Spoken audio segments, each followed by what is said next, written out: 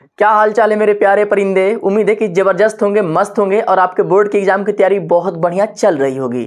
तो मेरे प्यारे बच्चे, आप लोगों के लिए मैं मैथ के टॉप वीआईपी प्रश्न, बहुत बहुत इंपॉर्टेंट शानदार जबरदस्त प्रश्न है जो हर साल लगातार आए हुए प्रश्न हैं, उनको मैं छांट करके लाया हूं। ये प्रश्न इस तरह से हैं कि प्रत्येक साल रिपीट करता ही करता है। तो इन प्रश्नों को आप बड़े आराम से, बड़े शिद्दत से देख लो। मैं आपको पूरी गारंटी देता हूं कि बोर्ड के एग्जाम में इसमें से कम 7 से 8 प्रश्न श्योर आ ही जाएंगे। लेकिन इस प्रश्न को मैं ऐसे मिक्स करके नहीं ले चलूंगा, मैं चैप्टर वाइज हल कराऊंगा। पहले चैप्टर से जो इंपॉर्टेंट प्रश्न है उसको हल कर लेंगे, फिर दूसरे चैप्टर से जितने इंपॉर्टेंट होंगे उसको हल कर लेंगे। मतलब प्रत्येक चैप्टर से छाटा हुआ प्रश्न को क्रम से हल करते जाएंगे। तो सबसे पहले हमारा पहला चैप्टर से प्रश्न दिया हुआ बच्चे, यहां पर 3 प्रश्न इंपॉर्टेंट है, देख लेते हैं। बहुत इंपॉर्टेंट प्रश्न है, एकदम मजे वाले प्रश्न है बच्चे। ध्यान से देखो क्या बोला है।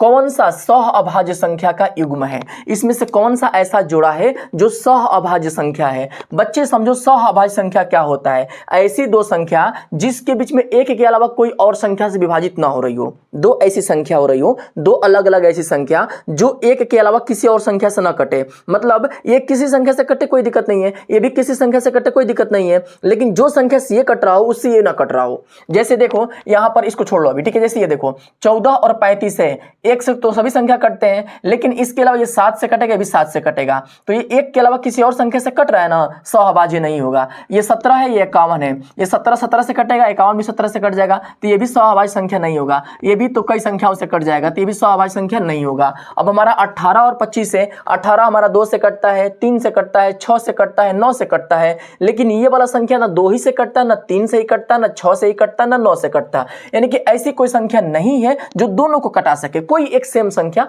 कोई एक संख्या पकड़ो, कोई एक संख्या जो दोनों को कटा ले, कोई नहीं है एक के अलावा। तो एक मिल रहा है ना, तो यह संख्या सहअभाज्य संख्या होगी, यानी कि ऑप्शन नंबर ए आपका सही है।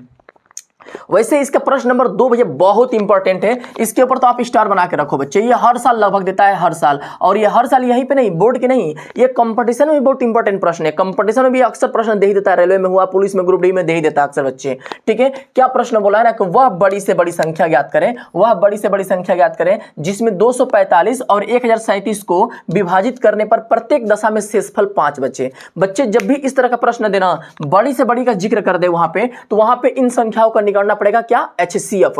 बड़ी से बड़ी वाले में, बड़ी से बड़ी वाले में मेरे बच्चे, बड़ी से बड़ी वाले में ना, बड़ी से बड़ी वाले में क्या ज्ञात करते हैं बच्चे, HCF ज्ञात करते हैं। और छोटी से छोटी बात करें, और छोटी से छोटी की बात करें बच्चे, तो वहां पर LCM ज्ञात करते हैं, वहां पर LCM ज्ञात किया जाता है। तो अब लेकिन एक चीज और है, अगर बीच में कहीं शेषफल का जिक्र कर दे तो छोटी संख्या में LCM निकालने के बाद शेषफल जोड़ देते हैं। लेकिन बड़ी संख्या की बात करें तो जो संख्या दिया रहेगा, संख्या में से शेषफल घटाया जाएगा, संख्या में से शेषफल घटेगा, उसके बाद उसका HCF निकाला जाएगा। यानी कि यहां पर बड़ी से बड़ी संख्या का जिक्र किया है, तो जो भी कोई संख्या देगा उसका पहले हम शेषफल घटाएंगे। तो मेरे प्यारे बच्चे, यहां पर संख्या हम लोग को 245 है और एक क्या है हमारा 1037 है। शेषफल कितना दिया है, 5, यानी कि दोनों में से हम 5 को माइनस कर देंगे। 1037 में से 5 जाएगा तो 1032 बचेगा। 245 में से 5 घटाएंगे, 240 बनेगा मेरे प्यारे बच्चे। अब इन्हीं दोनों का हम निकाल देंगे HCF। तो 240 का और 1032 का आप HCF निकाल के देखिए कितना होगा। ये कितनी बार में भागे जाएंगी, 250 लगभग हो गया ना, 250 हो गया, और 250 का 5 1000, यानी कि 5 बार ये चला जाएगा, 5 बार नहीं सॉरी 4 बार, 250 यानी कि 5 1000, 4 बार में जाएगा। 4 0 0 और 4 चौके 16 के 6 हासिल, 1 4 दूना के 8 1 9, 960 यहाँ पे हो रहा है। घटाएंगे यहाँ पर 2 बचेगा, और 13 में से 6 गया, कितना बचेगा प्यारे बच्चे, 13 में से 6 गया 7 बचेगा, और 1 कट जाएगा, 72 हो गया ना। और यहाँ पर 24 240 72, इसका हम कितनी बार पढ़ा पड़े कि 240 से 70 का 7 दूना के 14, 70 के कई 7 का 28, यानी कि 3 बार जाएगा, 3 बार जाएगा ना। तो यहाँ पर क्या कर लेंगे, 3 दूना के 6 और 3 7 21, 3 7 21, 216 बचेगा यहाँ पर मेरे प्यारे बच्चे। 0 में से 6 गया, 0 में से 6 गया, इधर मैं कर लेता हूँ, 3 में से 1 गया, 2 बचेगा, 24 बच जाएगा मेरे प्यारे बच्चे। इधर बचेगा 72। अब ये 24 तय क्या हो जाता है, 72, 3 बार में सब कैंसिल हो जाएगा। जो सबको कटाता है वही हमारा क्या बनता है, HCF बन जाता है। यानी कि इसका जो HCF बनेगा बच्चे ना, वो 24 बनेगा, यानी कि इसका ऑप्शन नंबर बी आपका सही हो जाएगा। क्लियर है बच्चे ये प्रश्न नंबर 3 देख लेते हैं। बोल रहा है कि निम्नलिखित में से 22/7 में से पाई घटाने पे कौन संख्या प्राप्त होगी। ये प्रश्न मेरे बच्चे ने बहुत ज्यादा इंपॉर्टेंट है, एकदम आराम से शिद्दत से सीखो मेरे प्यारे बच्चे। ये बस एक लाइन का इसका आंसर आएगा। जैसे ऐसे बोलता है कि पाई बटे 22/7 में से पाई घटानी है बच्चे ना, तो कुछ लोग ये सोचते हैं कि 22/7 तो ऐसे रन देते हैं माइनस, अब पाई का मान रख देंगे 22/7, अब 22/7 में से 22/7 गया, बच जाएगा 0 और मारते हैं इसका आंसर सही। लेकिन भैया हो जाता है गलत।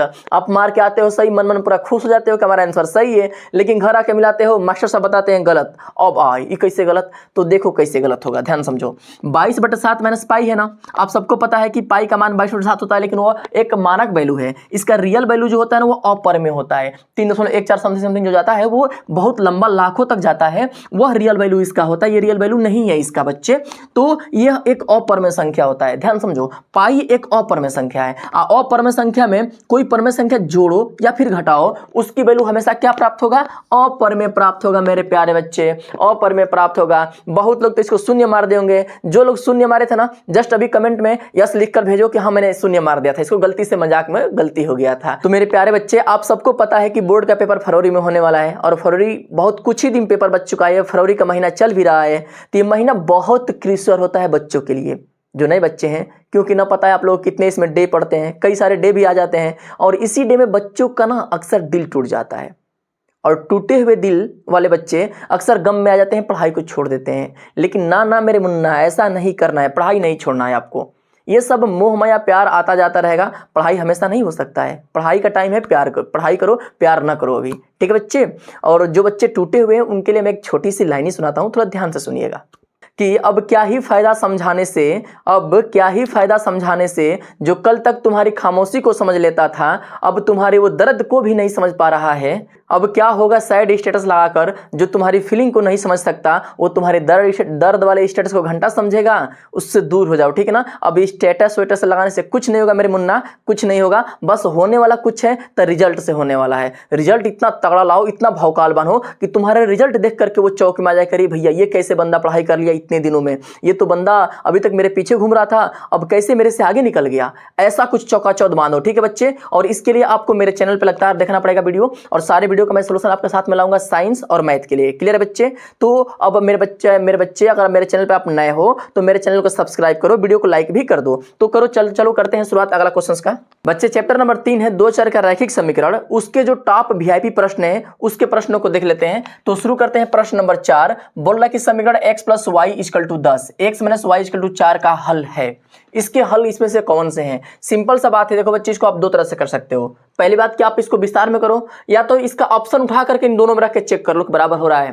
तो ऑप्शन वाला बाद में देखेंगे, पहले हम लोग इसको सॉल्यूशन देख लेते हैं। जब भी आपको दो तरह का समीकरण दे उसको हल करने के लिए बोले, या तो आप विलोपन से हल करो या फिर प्रतिस्थापन से हल करो। तो मैं इसको हल करता हूं विलोपन से। कैसे हल होगा मेरे प्यारे बच्चे? इसको मैं इधर साइड में इधर कर देता हूं, इधर, ठीक है। यहाँ पर क्या लिखा है, x + y = 10, और नेक्स्ट समीकरण क्या लिखा है, x - y = 4। दोनों समीकरण को उतार लेंगे, दोनों को आपस में जोड़ लीजिएगा। दोनों को आपस में जोड़ लेंगे, ये कब मालूम चलता है कि जोड़ना है कि घटाना है, ये कब मालूम चलता है? तो सबसे पहले देखते हैं कि क्या दोनों में से किसी का गुणांक बराबर है। गुणांक मतलब मुंह, समझो मुंह, यानी x का मुंह यानी x का मुंह बराबर है, y का मुंह बराबर है। इसको बोलते हैं शुद्ध रूप में y का गुणांक या x का गुणांक। y के गुणे में जो होता है उसको y का गुणांक बोलते हैं। यहाँ पर y के गुणांक में 1 है, y के गुणांक में 1 है, दोनों का सेम है, दोनों का मुंह बराबर है, इधर भी मुंह बराबर है। मेन हमारा दो काम होता है, इनका गुणांक बराबर कर दे और दूसरा इनका चिन्ह देख ले। अगर गुणांक जिनका बराबर है उनका चिन्ह अलग अलग होगा तो जोड़ देंगे, और गुणांक जिनका बराबर है चिन्ह सेम रहेगा तो घटा देंगे। तो इसी पे कर लेते हैं जोड़ने वाले पे, गुणांक भी बराबर है y का और चिन्ह भी अलग अलग है, इसको जोड़ लेंगे हम। तो जोड़ने पे क्या होगा, 10 4 मिलकर हो जाएगा 14 बराबर y प्लस में y माइनस में कट जाएगा, यहाँ x मिलकर होगा 2x बराबर 14। तो 2 है भागा में है, गुणा में है गया तो भागा में 7 हो जाएगा। x का वैल्यू 7 हो गया, तो y का मान कितना होगा, y का मान उठा के इसमें रख दीजिएगा समीकरण नंबर 1 में। तो x + y बराबर हमारा 10 था ना, तो y की जगह पे हम क्या रखेंगे, 7 बराबर 10। तो x जो है 7 है प्लस में होने गया तो माइनस में, तो x का वैल्यू हमारा मिल जाएगा 3, यानी y प्लस के 7 और x प्लस के 3, y + 7 x प्लस के 3। ऑप्शन नंबर बी हमारा सही हो जाएगा। क्लियर है मेरे प्यारे बच्चे, ये ऑप्शन नंबर बी आपका सही है। अब वैसे ही मेरे प्यारे बच्चे प्रश्न नंबर 5वां देखते हैं कि युगपत समीकरण x + 2y = 70 दिया है और 2x + λy = 35 का कोई हल नहीं है, तो लेमडा का मान क्या होगा? बहुत जानदार प्रश्न दिया है बच्चे, इसके कोई हल नहीं है तो लेमडा का मान क्या होगा? जब भी इस तरह का प्रश्न दे मेरे प्यारे बच्चे कि कोई हल है, कोई हल नहीं है, अद्वितीय हल है, या जो भी कुछ दे, 3 कंडीशन होते हैं, या तो एक और हल नहीं होगा, या तो अद्वितीय हल होगा या तो अनंत हल होगा। तो अब ये कैसे पहचानोगे कि सर ये कैसे होता है अद्वितीय और कैसे होता है कोई हल नहीं, कैसे किया जाता है? तो सिंपल प्रश्न है, जो भी कोई समीकरण दे सबसे पहले उसको आप उतारिए। x + 2y बराबर बराबर नहीं, इसको इधर भेज लेंगे ना, इसको इधर भेज लेंगे, इसको आप इधर भेज लीजिए बराबर या कैसे भी कर लीजिए -7 बराबर 0। और दूसरा समीकरण भी उतार लीजिएगा यहाँ पर 2x + λy और इधर 35 प्लस में रहेगा तो हो जाएगा -के 35 = 0। ये समीकरण नंबर 1 हो गया, समीकरण नंबर 2 हो गया। अब सिंपल सा काम करते हैं बच्चे, इसमें 3 कंडीशन होते हैं कि इनके x के गुणांक को x गुणांक में भाग देंगे, समीकरण नंबर y के समीकरण नंबर 1 और 2 के गुणांकों का भाग देना होता है। मतलब x के गुणांक में x से, y के गुणांक में y से और c वाले में c से भाग देंगे। और इसका वैल्यू अगर इस तरह से प्राप्त होता है, इस तरह से प्राप्त होता है बच्चे कि a1/a2 बराबर b1/b2 बराबर c1/c2 होता है। जब सब कुछ बराबर होंगे तो समपाती होगा, समपाती हो जाएगा बच्चे। तो इसका जानते हैं क्या होता है, समपाती होता है तो इसके अनंत हल होते हैं। कितने हल होते हैं बच्चे? अनंत हल हो जाते हैं। अगर कंडीशन ऐसा हो जाए कि a1/a2 बराबर b1/b2 हो जाए लेकिन c1/c2 बराबर न हो बच्चे, तो ये रेखा हमारी पता है कैसी होती है? ये रेखा हमारी हो जाती है समांतर। और समांतर में पता कितने हल होते हैं? एक भी हल नहीं होता है, कोई हल नहीं, कोई हल नहीं होता है मेरे प्यारे बच्चे। अगर ऐसा कंडीशन हो जाए कि a1/a2 बराबर b1/b2 बराबर c1/c2 लेकिन कोई बराबर ना हो, शुरू में कट जाए इसका, ये पीछे बराबर हो या ना उससे कोई फर्क नहीं पड़ता है, शुरू में ही बराबर ना हो, तो ये पता है क्या होता है? ये होता है प्रतिच्छेद, ये होता है हमारा प्रतिच्छेद। अब प्रतिच्छेद में पता है कितने हल होते हैं? एक हल होता है मेरे प्यारे बच्चे, एक सॉल्यूशन होता है इसका। उस प्रश्न क्या बोला बच्चे कि युगपत समीकरण x + 2y = 70 और 2x + λy = 35 है और इसके कोई हल नहीं है, एक भी सॉल्यूशन नहीं है, तो लैम्डा का मान क्या होगा? बच्चे जब कोई हल नहीं होता है तो उस कंडीशन में रेखा क्या होती है? समांतर। और समांतर के लिए a1/a2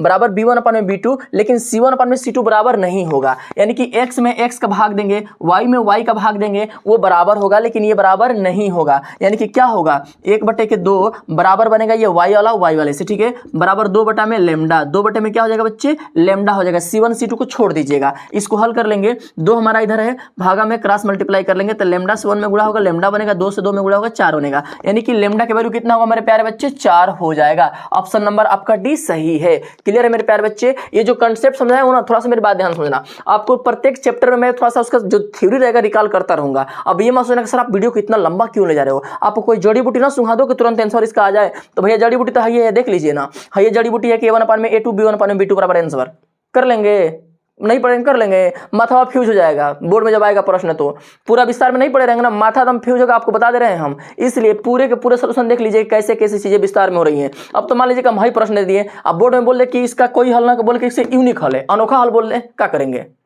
खूब इसका यूनिक लगाएंगे, इसमें ट्रिक लगाएंगे? नहीं लगेगा बच्चे, मेरी बात ध्यान से सुनो। अगर आप विस्तार में पढ़ोगे नहीं ना, फिर बोर्ड में जाकर पक्का फंसोगे, मेरी गारंटी है। ट्रिक काम नहीं करता कभी भी, ध्यान समझना। ट्रिक और प्यार कभी टिकता नहीं है। अभी देख रहे हो चल रहा है माहौल, पता नहीं कौन कौन डे का, फरवरी के डे चल रहा है ना, फरवरी में कौन कौन डे चल रहा है, कभी ठीक रहा है?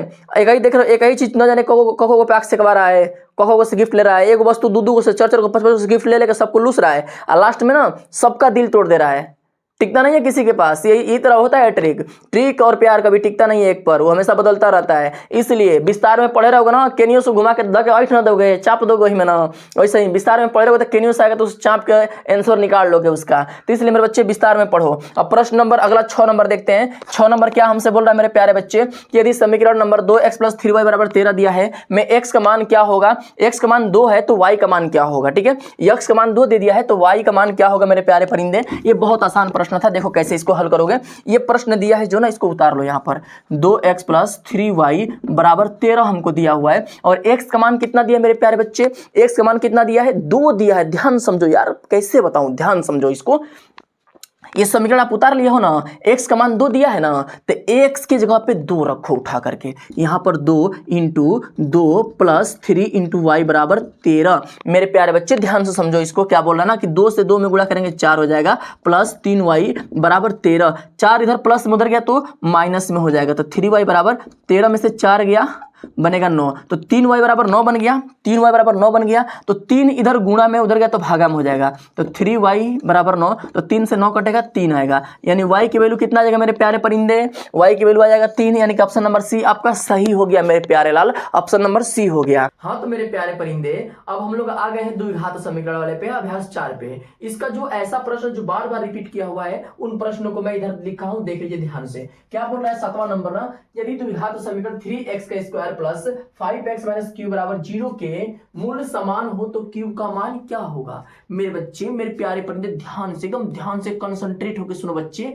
आपसे क्या बोला है ना कि यह द्विघात समीकरण के दोनों मूल, आपको पता है कि द्विघात समीकरण है तो दो मूल होंगे, जितने घात उतने उत्तर होते हैं, मूल का मतलब उतना उत्तर, तो इसके दो उत्तर होंगे मेरे प्यारे परिंदे। और दोनों के दोनों मूल क्या है, दोनों के दोनों मूल ना पता है क्या, समान है। समान का मतलब होता है बच्चे बराबर, बराबर। ये समान का मतलब कोई समान मत समझना हो वाला समान, इस समान का मतलब होता है कोई दोनों मूल इक्वल होते हैं, दोनों मूल बराबर होते हैं। तो फिर क्या होगा मेरे प्यारे परिंदे, यहां पर पूछ रहा है कि यहां पर क्यू का मान क्या होगा। जब भी इस तरह के प्रश्न देना कि मूल समान है या मूल 0 से बड़ा है या 0 से छोटा है, ऐसे ही बोलता है, तो मूल को बोलते हैं ना, इसको बोलते हैं डिस्क्रिमिनेंट, विविध कर इसको करते हैं। एक होता है विविध कर b का स्क्वायर माइनस 4ac, यहां से हल करेंगे जिस द्विघात समीकरण के b स्क्वायर माइनस 4ac का मान मतलब 0 के बराबर हो गया, उसके दोनों मूल बराबर होंगे हमेशा, उसके दोनों मूल हमेशा क्या होंगे बच्चे, बराबर होंगे। यानी कि इसके b square minus 4ac, b square minus 4ac का मान 0 के बराबर हो जाएगा, तभी इसके दोनों मूल बराबर होंगे बच्चे। अब कहोगे सर कि यहाँ पे b और a और c क्या है, तो यहाँ पर जो b होगा ना वो x के साथ जो गुणे में होता है वो b बनता है, जो सिंगल रहता है वो c बनता है, और जो x स्क्वायर के गुणे में होता है वो a बनता है। तो ये a है, ये b है और ये c है मेरे प्यारे परिंदे। अब b की जगह पे हम रखेंगे 5। अब यहां से वैल्यू उठा के b ac की जगह पे यहां से रख दीजिएगा, इस समीकरण से उठा करके b का मान दिया है 5 का स्क्वायर माइनस 4 इंटू a का मान कितना बच्चे 3 इंटू के c का मान कितना है माइनस के q, बराबर कर देंगे 0। अब इसको हल करेंगे, 5 का स्क्वायर 25 बनता है, माइनस के 4 3 12 और q से गुणा करेंगे तो q हो जाएगा, अब माइनस माइनस मिलकर हो जाएगा प्लस, ठीक है, बराबर हो जाएगा 0, बराबर हो जाएगा 0 बच्चे यहाँ पर, ठीक है। अब एक काम करते हैं, 25 इधर प्लस में उधर गया तो हो जाएगा माइनस में, यानी कि 12 क्यू बराबर माइनस के 25। अब क्यू के साथ 12 इधर गुणा में मेरे प्यारे बच्चे ना, क्यू के साथ 12 इधर गुणा में है तो उधर जाएगा तो भागा में हो जाएगा, यानी कि माइनस के 12 बटे के माइनस के 25 बटे के 12, यानी क्यू की वैल्यू माइनस 25 बटे 12 आपका हो रहा होगा। इसमें से कौन सा ऑप्शन सही है भैया, इसमें से कौन सा ऑप्शन सही है देख लीजिए, तो माइनस के 25 बटे 12 ये वाला ऑप्शन सही है, लेकिन माइनस नहीं लगाएगा, माइनस आप लगा लीजिए, ठीक है, यहाँ पे माइनस आप लगा लीजिए, ये ऑप्शन नंबर सी आपका सही हो जाएगा।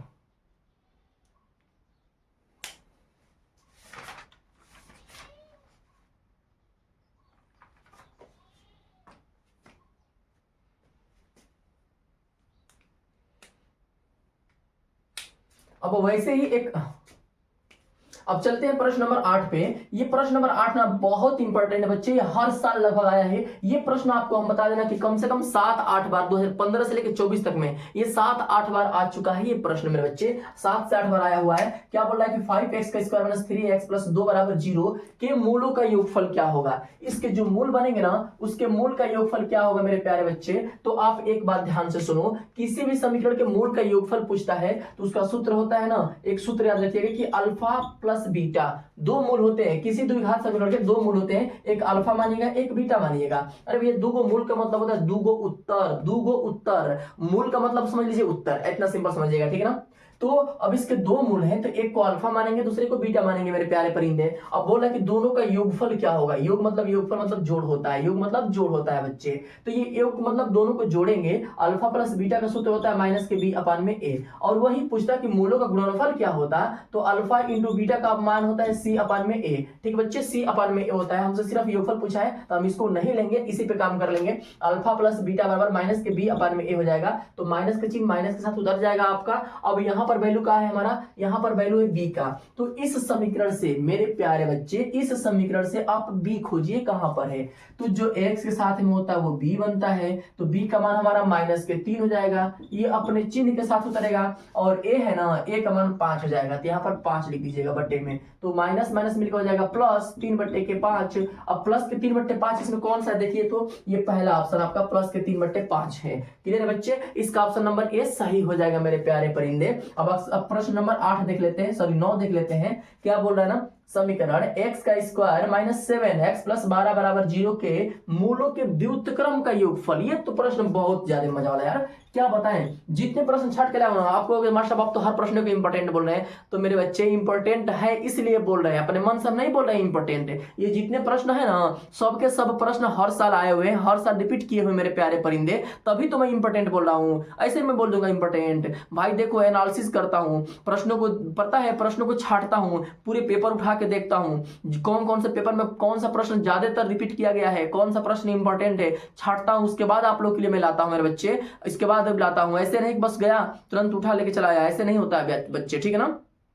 ये छाटे हुए प्रश्न देखा मतलब मेहनत किए गए इस प्रश्नों पे कि ये प्रश्न बार बार आने वाला है, तो संभावना है कि इस बार भी आ जाएगा मेरे प्यारे बच्चे, ठीक है। ये प्रश्न बहुत इंपॉर्टेंट है, ध्यान समझिए क्या बोल रहा है 9 नंबर ना, समीकरण x का स्क्वायर माइनस 7x प्लस 12 बराबर 0 के मूलों के व्युत्क्रम का योगफल क्या होगा। इसके व्युत्क्रम, पहले एक बात समझो व्युत्क्रम क्या होता है। जैसे एक आसान कहानी सुनो, जैसे मानो कि ये मार्कर है, मैं पूछूं इसका व्युत्क्रम क्या होगा, इसका कपार ऊपर है गोड़ नीचे है ना, इसका व्युत्क्रम करना है, टंगरी धक्का पलट दीजिए, टंगरी ऊपर मुड़ी नीचे, व्युत्क्रम हो गया।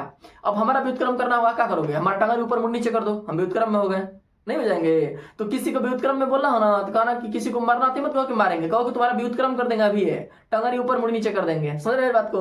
वैसे ही इसके मूलों का व्युत्क्रम करना है, यानी कि इसके मूल अल्फा और बीटा बनेंगे, ठीक है, इसके मूल अल्फा और बीटा बनेंगे। अब इसके मूलों का व्युत्क्रम का योगफल, यानी कि इसका व्युत्क्रम क्या बनेगा, इसका हर कुछ नहीं एक मानो, इसका हर कुछ नहीं एक मानो, सब इसका पलटोगे तो क्या होगा, एक ऊपर होगा अल्फा नीचे होगा, इसका पलटोगे तो एक ऊपर और बीटा नीचे, दोनों का योगफल है, मतलब दोनों को जोड़ देना है। अब इसको जोड़ लेते हैं, एक बटे अल्फा और बीटा का योगफल होता है ना, अल्फा इंटू बीटा, इसका लॉसा बन जाएगा, अल्फा से अल्फा भाग देंगे कट जाएगा, बचेगा बीटा, अब प्लस बीटा से भाग देंगे बीटा कटेगा बचेगा अल्फा, तो अल्फा हो जाएगा, यानी कि अल्फा प्लस बीटा और अपान में अल्फा इंटू बीटा, यही आपका इसका वैल्यू बन जाएगा, अल्फा प्लस बीटा के योगफल का सूत्र बन जाएगा कि alpha plus beta into alpha, alpha अपान में अल्फा इंटू बीटा। अब कहो कि मास्टर ऐसे क्या करना होगा, तो सिंपल बात है, आप अपने दिमाग को थोड़ा सा पीछे ले जाओ इधर, ये बताओ अल्फा प्लस बीटा का सूत्र क्या होता है, माइनस के बी अपान में ए मूलों का योगफल, और अल्फा इंटू बीटा मूलों का गुणनफल सी अपान में ए, होता है कि नहीं होता है, होता है बच्चे होता है।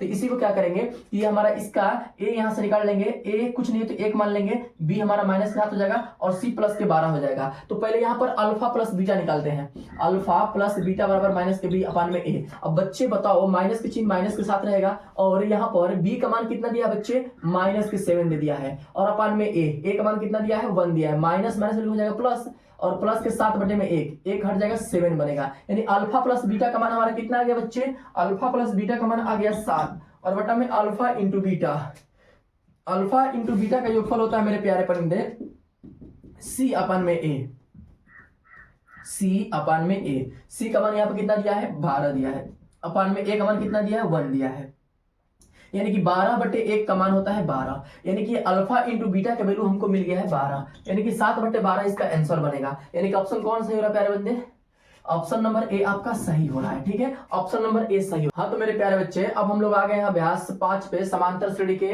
इंपॉर्टेंट प्रश्नों पे। देखिए इसमें क्या दिया है कि समांतर श्रेणी -5, -1, -3, -7, -11, -15 का योगफल क्या होगा। ये समांतर श्रेणी आप लोग को दे दिया गया है और इसका योगफल हमसे पूछा जा रहा है। बच्चे आपको एक बात पता होना चाहिए कि कोई भी समांतर श्रेणी हो तो उसके योगफल का सूत्र क्या होता है। तो किसी भी समांतर श्रेणी के योगफल के लिए सूत्र बनता है SN = के n अपान में 2 कोष्टक में 2a प्लस n-1 इंटू के n-1 इंटू के d, ये हमारा समांतर श्रेणी का योगफल बनता है। इसका एक और सूत्र होता है बच्चे, अंतिम पद दिया हो तब, उसके लास्ट टर्म यहाँ पर हालांकि दे ही दिया है, तो अंतिम पद दिया हो तो उसके लिए एक और सूत्र होता है कि SN = के n अपान में 2 ब्रैकेट में a प्लस l, ये l क्या होता है तो अंतिम पद, लास्ट टर्म हमारा होता है। इस पे या इस पे दोनों में से किसी पे निकाल सकते हो, अगर आपका अंतिम पद दिया हो ना तो बेहतर है कि आप इस पे ही निकालो, हालांकि इस पे भी आ जाएगा, ऐसा नहीं कि नहीं आएगा, लेकिन इस पे निकालोगे तो और अच्छा रहेगा। अब देखिए क्या दिया है यहाँ पर, ये समांतर श्रेणी दिया है, तो इसमें किसी समांतर श्रेणी में जो पहला पद होता है वो हमारा a बनता है, और d क्या होता है मेरे प्यारे बच्चे, भैया कैमरा चालू कि नहीं पर देख लो, अक्सर ऐसा होता है कि पढ़ाता रहता हूँ कैमरा मेरा बंद रहता है, फिर बड़ी परेशानी होती है यार, पता चलता है कि रिकॉर्डिंग कुछ हुआ नहीं, फिर बाद में शूट करना पड़ता है। खैर चालू ही है, ठीक है चालू है। तो ये हमारा पहला पद जो बनता है बच्चे वो ए होता है, और इसमें डी क्या होता है मेरे प्यारे परिंदे, तो पीछे वाले में से आगे वाले घटाओ, वो डी मिल जाएगा। तो माइनस के एक में से घटाना होगा, माइनस घटाना है मतलब माइनस करना है, किसको, तो आगे वाले को। तो आगे वाला क्या है, माइनस के 5। सब कुछ अपने चिन्ह के साथ और अपने क्रम के साथ आएगा, तो ये अपने चिन्ह के साथ उतरा है, और घटाना है तो मैंने माइनस लगा दिया, इसके बाद 5 घटाना मैंने 5 लिख दिया यहाँ पर। अब सबको पता है कि माइनस माइनस मिलकर हो जाता है प्लस, तो ये बनेगा माइनस के 1 और प्लस के 5, माइनस प्लस मिलकर हो जाएगा माइनस, तो 5 में से 1 गया बनेगा 4, प्लस के 4 आ गया। यानी कि आपको डी का जो वैल्यू मिल गया बच्चे, जो डी का वैल्यू मिल गया वो भी मिल गया हमको प्लस के 4, ए मिल गया है, डी मिल गया है। और इसमें एन कितने हैं, एन का मतलब इसमें कितने पद हैं, को इसमें अलग अलग टर्म रखा गया है, कितने पद हैं, तो 1 2 3 4 5 और 6, यानी कि इसमें एन बराबर हमारा 6 बन जाएगा। तो आपको ए मिल गया, डी मिल गया, एन मिल गया, तो यही चीज चाहिए था हमको, एडीएन चाहिए था, एडीएन मिल गया हमको। अब रख के यहाँ पे हल करेंगे, एस एन इक्वल टू के एन की जगह पे रखेंगे 6 बटा में 2 ब्रैकेट में 2 इंटू के ए का मान कितना बच्चे, माइनस के 5, ए का मतलब ना पहला वर्ड, ठीक है। अब प्लस एन माइनस के 1, एन का मतलब हो जाएगा 6, 6 में से 1 घटाओगे आ जाएगा 5, डायरेक्ट लिख दो, इंटू के डी, डी का मान कितना दिया बच्चे, डी का मान हमारे पास 4 है, ब्रैकेट बंद कर लेंगे इसको, 3 से कटाएंगे 6, सॉरी 2 से कटाएंगे 6, 3 आएगा, और यहाँ पर 5 गुना के 10, लेकिन माइनस प्लस मिलकर हो जाएगा माइनस, प्लस 5 चौके 20। अब इसको हल कर लेंगे मेरे प्यारे बच्चे, तो यहाँ पर 20 में से 10 गया आएगा 10, 10 पे आई 30, यानी कि 30 इसकी वैल्यू हो जाएगी मेरे प्यारे परिंदे, ध्यान समझो, 30 इसका आंसर हो जाएगा। 30 देखो कौन सा ऑप्शन है, ऑप्शन नंबर ए आपका सही हो जाएगा। इसका जो योगफल होगा मेरे प्यारे परिंदे वो 30 होगा। अब देखते हैं प्रश्न नंबर 11 क्या बोल रहा है, समांतर श्रेणी माइनस के 3 माइनस के 1/2 2 डॉट डॉट डॉट डॉट का 11वां पद क्या होगा। ये तो प्रश्न एक बीच वाले टर्म्स पूछ रहा है आपसे, मतलब होता क्या है, कोई श्रेणी दे दिया, आपको क्रम से जा रहा है, अब उसमें कोई बीच वाला पद है तो उसकी वैल्यू कितना होगा मेरे प्यारे परिंदे। इसके लिए ना एक सूत्र होता है, इसके लिए एक सूत्र होता है ना, ध्यान से थोड़े समझना, थोड़े ध्यान से समझना। इसके लिए एक सूत्र होता है ना, किसी भी बीच के पद निकालने के लिए, ए एन निकालने के लिए सूत्र होता है ए प्लस एन माइनस के 1 इंटू के डी, ये सूत्र होता है आपका। कोई भी समांतर श्रेणी दे, दुनिया का चाहे कोई भी समांतर श्रेणी हो, उसके बीच का कोई पद पूछ दे, जैसे पूछे कि किसी श्रेणी में पहला पद है, दूसरा पे है, तीसरा पे है, चौथा पे है, पांचवा पे है, छठवां पे है, सातवां पे है, आठवां पे है, तो अब आपसे पूछे कि 9वां पे कौन होगा या 10वां पे कौन होगा, तो करना क्या होता है ना, उसके लिए सूत्र लगाना होता है कि ए एन इक्वल टू के ए प्लस एन माइनस के 1 इंटू के डी। अब यहां पर वैल्यू उठा के रखा जाएगा, ए एन का मतलब जो स्थान पूछ रहा है, जो स्थान का मान पूछ रहा है हमसे, किसका पूछा है, 11वां स्थान का, तो एन की जगह पे 11 रखिएगा, ए 11 बराबर, अब यहाँ पर वैल्यू रखेंगे ए का मान कितना दिया भैया, माइनस के 3 दिया है, माइनस के 3 प्लस एन माइनस के 1, एन का मान कितना है यहाँ पर 11, पदों की संख्या होता है एन बच्चे, यहाँ पर एन का मान हमको दे दिया है 11 माइनस के 1 इंटू के डी का मान कितना है यहाँ पर, तो अभी डी हम ज्ञात नहीं किए हैं, अब ज्ञात कर लेते हैं। डी के लिए पीछे वाले में से आगे वाला घटाएंगे, हमेशा पीछे वाले में से आगे वाला आप घटा दीजिएगा, यानी कि माइनस के 1/2 में से हम घटाएंगे 3, घटाने का मतलब माइनस कितना घटाना है, तो माइनस के 3, ठीक है बच्चे। इसको हल कर लेते हैं, तो माइनस के 1/2 और माइनस माइनस मिलकर हो जाएगा प्लस के 3, ठीक है, माइनस माइनस मिलकर हो जाएगा प्लस के 3। अब इसको हम हल करेंगे तो क्या बनेगा बच्चे, इसका 3 का 2 में गुणा करेंगे, 2 3 6, ये माइनस के 1 पहले से हो जाएगा और प्लस 3 चिन्ह उतर जाएगा, 3 दूना के 6 बनेगा और बटा में 2। अब 6 में से 1 गया, माइनस प्लस मिलकर होता है माइनस, तो 6 में से 1 जाएगा, बनेगा 5/2, 5/2 आ गया आपके इस डी का वैल्यू, तो डी की जगह पे हम रखेंगे 5/2। अब इसको हल करेंगे तो माइनस के 3 प्लस 11 में से 1 गया, बनेगा 10 इंटू के 5/2, 2 से 10 घटाएंगे आएगा 5। अब इसको हल करते हैं मेरे प्यारे बच्चे, तो 3 अब प्लस 5 बचे 25, अब 25 में से 3 जाएगा, कितना मिलेगा भैया, मिलेगा आपको 22। आपको इसमें क्या मिल जाएगा, 22, यानी कि ऑप्शन नंबर कौन सा है भैया, ऑप्शन नंबर ए आपका सही है, 22 वाला, क्लियर है। अब वैसे ही 12 नंबर का जो प्रश्न है ये योगफल के ऊपर दिया गया है, ये भी जस्ट जो पहला प्रश्न मैंने कराया था उसी पे भी हो जाएगा। देखिए कैसे कि 636 योगफल प्राप्त करने के लिए कोई समांतर श्रेणी है, उसका योगफल 636 प्राप्त करना है, और समांतर श्रेणी यहां पर दिया गया है कि 9 17 25 डॉट डॉट बहुत दूर तक गया है, कहां तक गया हमको पता ही नहीं है। अब का कितने पद होना चाहिए, मतलब आपसे ये बोला ना कि 9 17 25 को आगे हम कहां तक बढ़ा कर ले जाए, कहां तक बढ़ा कर ले जाए कि जब उस पूरे पद को जोड़ रहे हो तो उसका योगफल 636 हमको प्राप्त हो जाए। तो भैया आपको योगफल या कुछ भी पूछे ना, कुछ भी इन चारों टर्म से पूछे इसमें से, तो आप पहले योगफल का सूत्र लगाइएगा। क्या पूछा हमसे, योगफल, तो योगफल का सूत्र लगाते हैं, एस एन इक्वल टू के एन अपान में 2 कोष्टक में 2a प्लस के n माइनस के 1 इंटू के कर देंगे डी। क्लियर बच्चे। अब यहाँ पर हमको क्या है, पदों का योगफल, पदों की संख्या, पहला पद और उनका सर्वांतर, उनका अंतर सर्वांतर। इसमें 4 चीजें हैं। 4 चीजों में से कोई भी आपको 3 चीज दिया रहेगा हमेशा, और एक चीज हमसे आपसे हमेशा पूछेगा। तो देखते हैं क्या क्या दिया है। ये पदों का योगफल मतलब हमको SN दे दिया है। इस श्रेणी का जो पहला पद है वो A हमको दे दिया है। अब इसमें N हमको नहीं पता है, लेकिन D तो हम निकाल सकते हैं ना। पीछे वाला में से आगे वाला घटाओ। 17 में से 9 जाएगा मेरे प्यारे बच्चे, तो 17 में से 9 घटाओगे कितना मिलेगा, 7 और 2 इधर से कितना हो जाएगा, इधर से कितना हो जाएगा, 17 में से 9 जाएगा तो 7 होने से बच गया, एक एन से 8 हो, यानी कि 8 हो जाएगा। आपके डी का वैल्यू 8 हो गया। ए मिल गया 9, डी मिल गया हमको 8, तो यहाँ पर वैल्यू रखते हैं। एसएन की जगह पर रखेंगे 636 बराबर एन की जगह पे हमको पता ही नहीं है, छोड़ देंगे। एन अपान में 2 इंटू के ए का मान है 9 प्लस एन माइनस के 1, एन का मान हमको फिर नहीं पता है माइनस के 1 इंटू डी का मान हमको पता है 8। इसको हल कर लेंगे मेरे प्यारे बच्चे। 636, एक काम करिए, 2 इधर, इधर हमारा क्या है, 2 इधर हमारा भागा में, इधर क्या हो जाएगा, गुणा में हो जाएगा। इधर भेज दीजिए गुणा में, नहीं तो रान लीजिए, हो सकता है आगे जाए कट जाए तो ठीक है, रान लीजिए मत अभी मत भेजिए। इसकल टू क्या होगा, 9 दूना के बन जाएगा 18 मेरे प्यारे बच्चे, 9 दूना का 18 प्लस 8 एकम में 8n और माइनस के 8। क्लियर है। इसको हल करते हैं तो यहाँ पर बनेगा 636 बराबर n अपान में 2, दिख रहा है नीचे वाला यहाँ पे हिस्सा, दिख रहा है यार, अभी दिख रहा होगा, यहाँ तक दिखेगा, हाँ दिखेगा, ठीक है यार, एक लाइन दिखेगा और, ठीक है।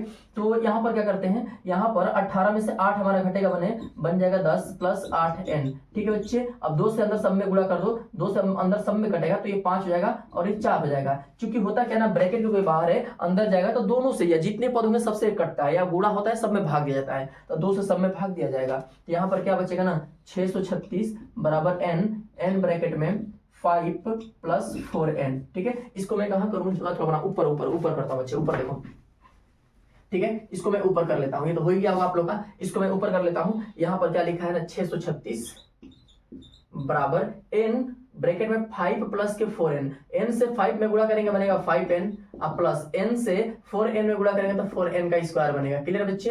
अब इसको हम हल कर लेंगे, थोड़ा सा 636 को उधर भेज देंगे तो ये हमारा बनेगा 4n का स्क्वायर। इसको क्रम में कर लेते हैं, तो अधिक घात वाले को कायम करते हैं, फिर कम घात वाले को पीछे करते हैं और बिना घात वाले को सबसे पीछे। 636 हमारा पीछे हो जाएगा माइनस में, बराबर 0। यह आपका एक द्विघात समीकरण बन गया। इसको आपको गुणनखंड करके इसकी वैल्यू ज्ञात करना होगा मेरे प्यारे बच्चे। तो अब द्विघात का गुणनखंड कैसे करते हैं आप लोगों को पता होना चाहिए कि द्विघात गुणनखंड के लिए आगे वाले से पीछे वाले में गुणा करते हैं। 4 से गुणा करेंगे 636 में, इसकी वैल्यू कितना प्राप्त होगा मेरे बच्चे, 4 6 चौके 24 के 4 हासिल 2 और 4 3 12 12 2 14 के 4 हासिल 1 6 चौके 24 24 1 25 2544 मिलेगा, ठीक है। 2544 मिलेगा, यानी कि बाहरी पदों का गुणनफल हमको 2544 आ गया है, माइनस क्या आया है ना, बाहरी और अंदर चिन्ह मिल गया है माइनस, ठीक है। तो 2544 हमको माइनस के आ रहा है। अब बीच में कौन सा चिन्ह है बच्चे, 5 है, 5 है ना। तो अब क्या बोलना होगा ना कि आपको ऐसी 2 संख्या प्राप्त करनी होगी, ऐसी 2 संख्या प्राप्त करनी होगी जिनका मैं गुणा करूं तो 2544 हो जाए और उन दोनों संख्या को घटाऊं, माइनस का मतलब घटाना होगा, घटाऊं तो हमको 5 प्राप्त हो जाए।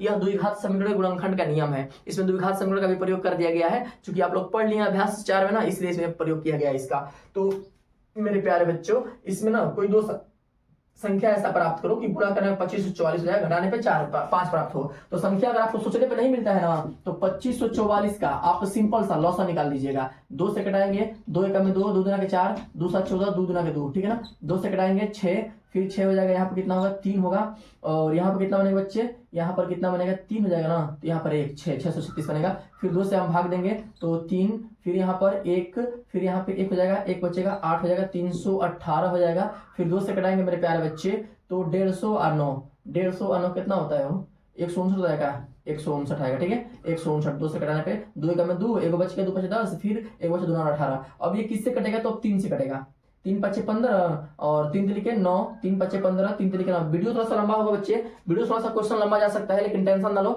आप आराम से सीखो। अगर आपको दिक्कत है थोड़ा सा इसको भगा लो वीडियो को, ठीक है। अगर आपको सब कुछ आता है तो थोड़ा सा आगे भगा लीजिएगा, और नहीं आता है तो आराम से देखिए, इसको कोई दिक्कत नहीं है, ठीक है। 3 से कटा लिए हैं, ये कट गया इतना। फिर अब ये 3 से तो नहीं कटेगा, 3 से नहीं कटेगा, 53 किसी से नहीं कटता है, 53 खुद 53 से ही कटता है, 53 एकम में 53। क्लियर बच्चे, 53 एकम में 53 खुद से ही कटता है और किसी से नहीं कटता है। यहां तक करने के बाद बच्चे इन संख्याओं को सिर्फ 2 ग्रुप में बांटेंगे और दो ग्रुप में इस तरह से बांटेंगे ना कि दोनों को घटाने पे हमको 5 प्राप्त हो जाए। तो देखो क्या करते हैं, इनको इनको इनको और इनको एक साथ ले लेते हैं, यानी कि 2 दूना 4, 4 दूना 8, 8 दूना 16 और 16 48, ये 48 मिलकर ये सब मिलकर 48 बन गए हैं और ये आपका 53 मिल गया। दो ग्रुप हो गया, एक ग्रुप ये और एक ग्रुप ये सेकंड ग्रुप, ये पहला ग्रुप। तो 48 में से और ये 53 है, तो 53 में से 48 घटाओगे आपको 5 प्राप्त हो जाएगा। यानी कि इस पे आप 5 जगह पे क्या लिख सकते हो मेरे प्यारे परिंदे, आप क्या लिख सकते हो, तो 5 के जगह पे आप लिख सकते हो 53 माइनस के 48, 53 माइनस 48 माइनस के 636 बराबर 0 आप कर लीजिएगा। अब इसके ब्रैकेट को हम तोड़ेंगे, 4n का स्क्वायर, n से 53 में गुणा होगा तो 53n हमको प्राप्त होगा, माइनस के 48n हमको प्राप्त होगा, माइनस के 636 बराबर 0 हमको प्राप्त होगा। दो अंक का जोड़ा यहां से हम बना लेंगे। इसके बाद से देखेंगे क्या कॉमन हो रहा है मेरे बच्चे, तो यहां से 4n बच जाएगा, यहां से n कॉमन कर लेंगे तो यहां से 4 2 गो n था, इनमें से एगो n बाहर आ गया तो एगो n बच जाएगा, प्लस यहाँ एगो n था वो बाहर निकल गया, 53 बच जाएगा। ब्रैकेट में यहाँ पर क्या कॉमन हो सकता है, माइनस पहले कॉमन कर लीजिएगा। इसके बाद और क्या कॉमन हो सकता है बच्चे, तो इसके बाद ना 12 जो 48, हाँ 12 कॉमन आप कर लीजिएगा। 12 यहाँ से कॉमन करेंगे तो यहाँ पर बनेगा 12 12 24 36 बच्चों को 48, यहाँ पे 4 बचेगा, n बच जाएगा और प्लस यहाँ पर हो जाएगा माइनस कॉमन किए तो चिन्ह इसका बदल जाएगा। अब 12 से भाग देंगे 636 में तो 12 5 60 और 12 3 36, 53 आएगा। ठीक है बच्चे, बराबर 0। अब दोनों ब्रैकेट हमारा सेम सेम है ना, तो इसको एक जगह लिख लेंगे, इसको एक जगह लिख लेंगे और अगला ब्रैकेट में इसको लिख लेंगे, n माइनस के 12 बराबर 0, इसको लिख लेंगे। ठीक है बच्चे, अब इन दोनों को हल करेंगे तो दोनों को बारी बारी से आप 0 करिएगा, बारी बारी से। एक बार इसके बराबर 0 करेंगे, 4n प्लस 53 बराबर 0, तो 53 n प्लस होने गया तो माइनस में हो जाएगा, तो 4n बराबर माइनस के 53, तो पहले ही नहीं होगा, कोई संख्या माइनस ले सकता है, बटन में नहीं आना चाहिए, ये नहीं होगा। ठीक है, अब ये देख लेते हैं n माइनस 12 बराबर 0, तो n बराबर 12 इधर माइनस उधर गया तो हो जाएगा प्लस में, यानी n की वैल्यू प्लस के 12 आ रहा है, तो ये हम संख्या ले सकते हैं। एक बात ध्यान रखिए, कभी भी किसी की संख्या पूछे ना कि कितने पदों की संख्या है, तो वो पदों की संख्या कभी माइनस में नहीं होना चाहिए और कभी भिन्न में नहीं आना चाहिए। भिन्न में होगा तभी वो n नहीं हो सकता है और माइनस में आएगा तो भी n नहीं हो सकता है। आप कहोगे सर ऐसा क्यों होता है, तो आप मेरे को एक सिंपल बात बताओ, अगर मैं यहाँ पे पढ़ा रहा हूँ तो या तो मैं उपस्थित रहूंगा तो पूरा उपस्थित रहूंगा अपने सर के साथ, या तो फिर मैं नहीं रहूंगा तो 0 हो जाऊंगा। तो जो संख्या होती है ना उसकी उपस्थिति हमेशा एगो होती है या पूरा होती है, एगो होगा 2 होगा, ये नहीं होगा 1.5 हो गया, आधा हो गया, ऐसा नहीं होता है। कभी तुम सोचे हो, कभी सुने हो ऐसा कहानी कि किसी घर में आधा लड़का पैदा हुआ आधा बाकी है, ऐसा सुने हो? कभी नहीं। तो जब संख्या आधा हो नहीं सकती तो फिर यहाँ पे n का वैल्यू आधा कहां से ले सकते हो? चाहे 1/2 पैदा हो गया, 1/2 बचा हुआ है, ऐसा सुने हो? कभी नहीं। या तो पैदा हुआ तो पूरा, या तो कुछ नहीं होगा। तो कोई संख्या प्राप्त होती है तो पूरा प्राप्त होती है, तो कुछ नहीं प्राप्त होती है। ठीक है बच्चे, तो यहाँ पर n की वैल्यू हमेशा एक परफेक्ट नंबर आता है, यानी कि n का वैल्यू हमारा जो बनेगा बच्चे वो बन जाएगा 12, यानी ऑप्शन नंबर ए सही हो गया है मेरे प्यारे परिंदे। क्लियर बच्चे? अब हम लोग निर्देशांक ज्यामिति के इंपॉर्टेंट प्रश्नों को देख लेते हैं। बोल रहा है ना 13 नंबर की बिंदु 3,4 की x y अक्ष से दूरी क्या होगी। ये प्रश्न ना बहुत सिंपल है, बस देख के मारोगे। आपको क्या बोला है कि y अक्ष की दूरी ना, y अक्ष से दूरी क्या होगी इस निर्देशांक का। तो जिस अक्ष से बोलता है उसको छोड़ देते हैं, उसके विपरीत वाला ले लेते हैं। तो अगर y अक्ष से पूछ रहा है तो सबको पता है कि आगे x से पीछे y होता है हमेशा किसी निर्देशांक के लिए। तो y अक्ष की बातें कर रहा है तो y छोड़ दिया जाएगा, x ले लिया जाएगा, यानी कि कितना बचेगा 3, यानी कि ऑप्शन नंबर सी आपका सही होगा, 3 इकाई आपका आंसर हो जाएगा। क्लियर बच्चे? आसान प्रश्न था। अब देखते हैं 14 नंबर, थोड़ा बढ़िया प्रश्न दिया है कि बिंदु -1,3 तथा 5,2 के बीच की दूरी क्या होगा। ठीक है, -1,3 तथा 5,2 के बीच की दूरी क्या होगा। जब भी आपको दो बिंदु दे उसके बीच की दूरी पूछे तो सबसे पहले इसको मानिएगा x1, इसको मानिएगा y1, इसको मानिएगा x2, इसको मानिएगा y2। ठीक है, अब इसके बाद इसका एक फार्मूला होता है दो बिंदु के बीच की दूरी के लिए कि x2 में से x1 घटाते हैं अब प्लस, फिर y2 में से y1 घटाते हैं फिर प्लस, इसको कर देते हैं स्क्वायर, इसको भी कर देते हैं स्क्वायर, और दोनों को बंद कर देते हैं करड़ी में। हो गया फार्मूला दो बिंदु के बीच की दूरी का।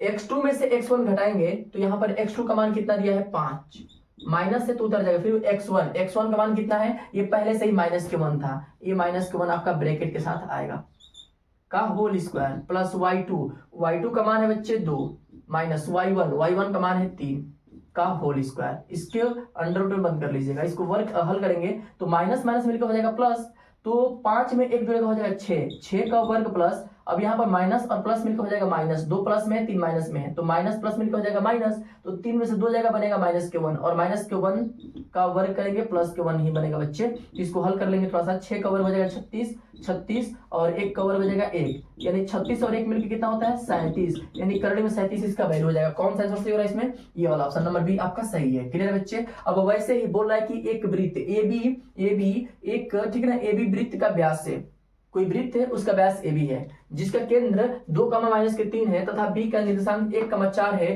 तो A का निर्देशांक ज्ञात करो। देखो अच्छे इसको इधर कर देता हूं, यहीं पे थोड़ा सा इसका चित्र बनाना पड़ेगा आप लोगों को, थोड़ा समझिएगा। इसके ऊपर मिटा दूं क्या, मिटा दे रहा हूं, थोड़ा समझ लीजिएगा आप लोग, ठीक है। प्रश्न तो हो गया, इसको मिटा दे रहा हूं, ठीक है ना। थोड़े ध्यान समझिए क्या बोल रहा है कि एक आपके सामने वृत्त है, बड़े ध्यान समझो, बड़ी शिद्दत से समझो इसको। ये प्रश्न बढ़िया दिया हुआ है, उम्मीद है कि इस बार बोर्ड में आ सकता है, ठीक है। ऐसे एक बोर्ड ऐसे प्रश्न दिया है, ये प्रश्न थोड़ा सा इंपॉर्टेंट है। इंपॉर्टेंट इसलिए कि संभावना इसके ऊपर ज्यादा है कि बोर्ड में ये इस बार आ सकता है। ये वृत्त संबंधित प्रश्न श्योर है, क्या आएगा जान लीजिएगा, ठीक है बच्चे। इसको बोला है कि ये A है, इसको बोला है B है, और ये वृत्त का केंद्र O है। क्लियर बच्चे। अब आपसे क्या दिया कि जिसका केंद्र का निर्देशांक दिया 2, 3, केंद्र का निर्देशांक 2, -3 कर लीजिएगा। अब B का निर्देशांक है 1, 4, तो B का निर्देशांक आप कर दीजिएगा 1, 4। A का निर्देशांक हमको नहीं पता है, मान लीजिए X और Y, ठीक है बच्चे। अब हमको यहीं पे सारा काम खत्म हो जाएगा, यहीं से सारा खेल इसका खत्म कर लेते हैं बच्चे। अब आपको A का निर्देशांक याद करना है ना, सिंपल बात है। एक बात ध्यान रखिए, आपको जब भी ऐसे ये विभाजन वाला सूत्र लगेगा इसमें कि दो बिंदु के एक बीच में से काटा जाता है, तो उसका निर्देशांक क्या होता है, तो X के लिए क्या करते हैं ना, x1 प्लस x2 बटा में 2 कर लेते हैं, बटा में 2 कर लेते हैं, x1 प्लस x2 बटा में 2 कर लेते हैं। इसका निर्देशांक x मानिएगा, इसको y मानिएगा, इसको x2 मानिए, इसको y2 मानिए, इसको x1 इसको y1 मान लीजिए, ठीक है। तो यहाँ पर x बराबर क्या होता है, x1 प्लस x2 बटा में 2। तो अब क्या करेंगे ना, x1 का मान तो हमको नहीं पता है और x2 का मान 1 है, तो x का मान हमको दे दिया यहाँ पर 2, तो 2 बराबर x1 का मान कितना है नहीं पता, उसको छोड़ दीजिए, प्लस x2 का मान कितना है 1 है, बटा में 2 कर लेंगे। इसको हल करेंगे, 2 इधर भागा में इधर गया तो गुणा में होगा, 2 में 2 से गुणा करेंगे बनेगा 4 बराबर x1 प्लस 1 इधर प्लस में इधर गया तो हो जाएगा माइनस में, 4 में से 1 घटाएंगे बनेगा 3x1 की वैल्यू बच्चे हमको 3 प्राप्त हो गई। x1 की वैल्यू हमको कितना प्राप्त हो गया 3। तो ऑप्शन देखिए कौन मैच कर रहा है, क्या हाँ 2 को मैच कर रहा है, वो है ये वो है।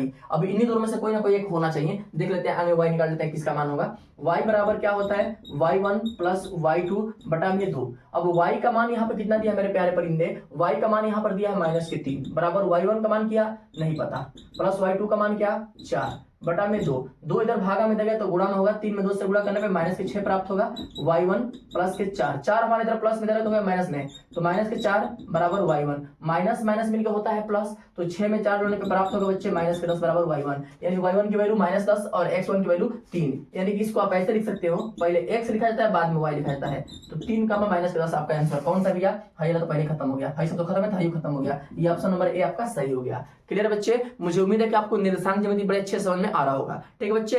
ये मध्य बिंदु के सूत्र है, मध्य बिंदु दिया हो ना कहीं विभाजन में कि मध्य बिंदु का निर्देशांक निकालना हो, तो इसके लिए फार्मूला है, इसको थोड़ा समझ लीजिएगा अच्छे से, ठीक है ना, इसको अच्छे से समझ लीजिएगा कि ये फार्मूला ऐसे निकाला जाता है। क्लियर बच्चे, अब चलते हैं